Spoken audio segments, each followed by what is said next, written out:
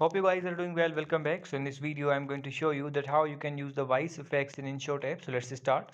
So first of all, what we have to do, we have to go to the Inshot app. So I'm going to click on this, and after clicking on this we have to click on the video, and after clicking on the video, as you can see, has the options for the new. So we have to click on the new, and now we need to choose the video, that which video we want to use. For example, I'm going to use this one, so we have to hit the right, and after that simply what we have to do, we have to go to the option. So I'm going to use that option. As you can see, it has the option for the voice effects. When you scroll you will get this option, so we have to click on the voice effect, and after clicking on the voice effect, as you can see, there are different types of voice are provided here. Now you have to choose that which one you want to use.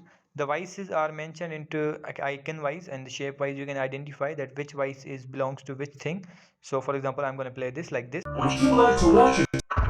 So as you can see, in this way you can use the voice effects. In this way you can change the voice effects, apply it on your video.